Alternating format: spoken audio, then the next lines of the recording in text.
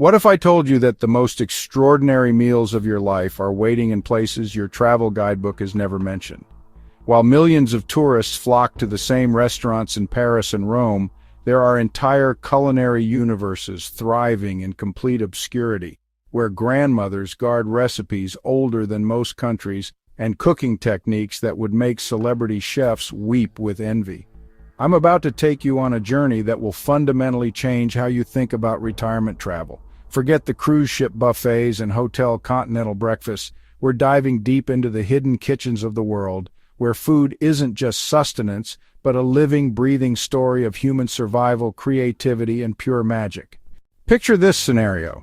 You're 65, newly retired, and everyone's telling you to book that Mediterranean cruise or visit the Grand Canyon. But what if instead, you found yourself in a remote village in Georgia, not the American state, but the country nestled between Europe and Asia, where an 80-year-old woman named Nana is teaching you to make khachapuri, a cheese-filled bread so perfectly crafted that each bite tells the story of centuries of perfection. This isn't just about food, my friends. This is about discovering cultures so authentic, so untouched by mass tourism, that every meal becomes an archaeological expedition into the soul of humanity itself. Let me paint you a picture of what most people miss. When travelers think of Georgian cuisine, if they think of it at all, they might vaguely recall something about wine. But Georgia isn't just the birthplace of wine. It's home to cooking traditions that predate the Roman Empire.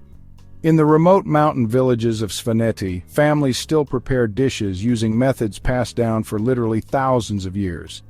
The Svan people have created something called kubdari, a meat-filled bread that's seasoned with a spice blend so complex and secret that anthropologists have spent decades trying to decode its exact composition. The preparation isn't just cooking, it's ceremony.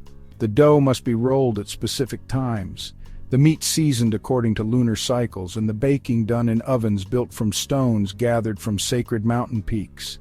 Now imagine being invited into one of these kitchens, not as a tourist but as an honored guest, learning techniques that have never been written down, never been commercialized, never been corrupted by outside influence.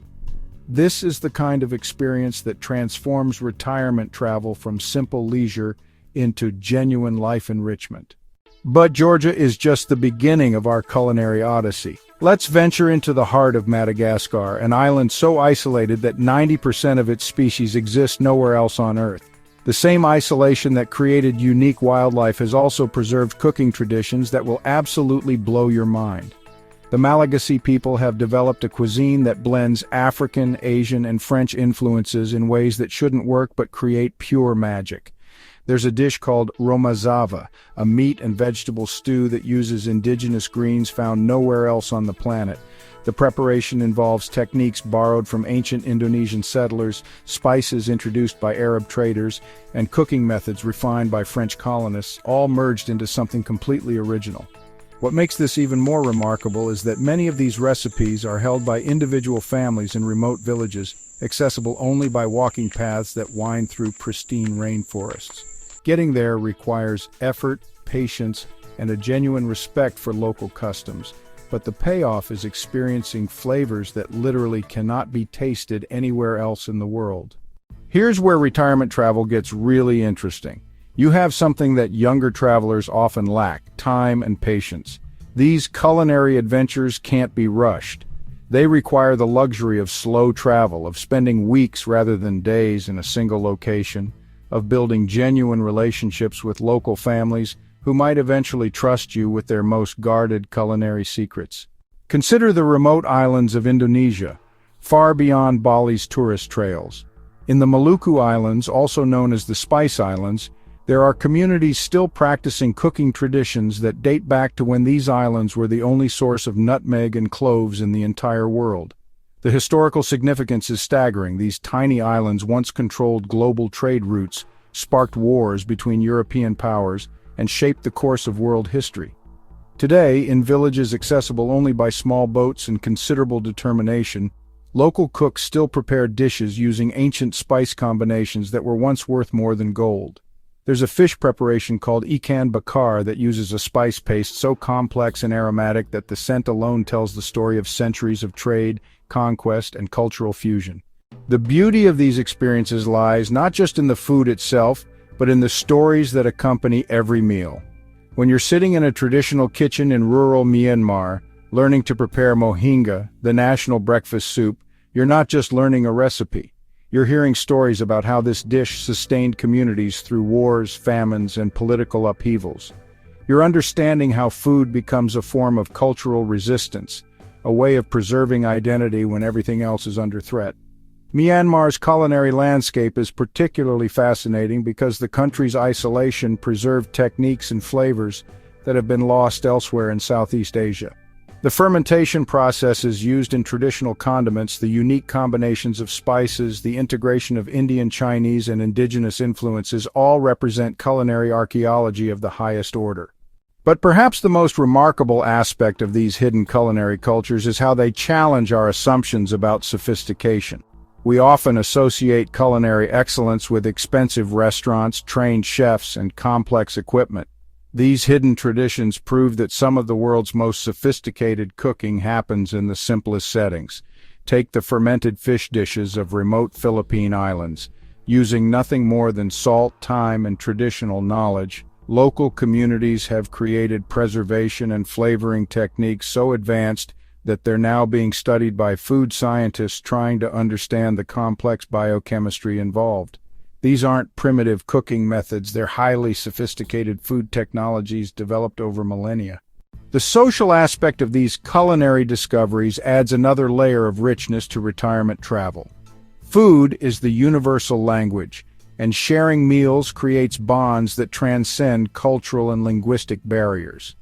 When a grandmother in rural Peru teaches you to prepare quinoa in ways that predate the Inca Empire, you're not just learning about cooking, you're being adopted into a family tradition that spans generations. These experiences offer something that conventional retirement activities simply cannot provide, a sense of purpose and contribution. When you take the time to learn and document these traditions, you're participating in cultural preservation. Many of these cooking methods exist only in the memories of elderly practitioners, and by learning and sharing them responsibly, you become part of ensuring their survival. The practical aspects of this type of travel are more manageable than you might think. Many of these destinations offer homestay opportunities where local families open their homes to visitors interested in genuine cultural exchange. The costs are often surprisingly reasonable, especially when compared to luxury resorts or cruise ships. More importantly, your tourism dollars directly benefit local communities rather than international hotel chains. The key is approaching these experiences with the right mindset. This isn't about conquering destinations or collecting experiences like trophies. It's about genuine cultural curiosity, respect for local traditions, and the patience to let experiences unfold naturally. Sometimes the most memorable meals happen because you got lost, missed your planned transportation, and ended up sharing dinner with a family who took pity on a confused traveler.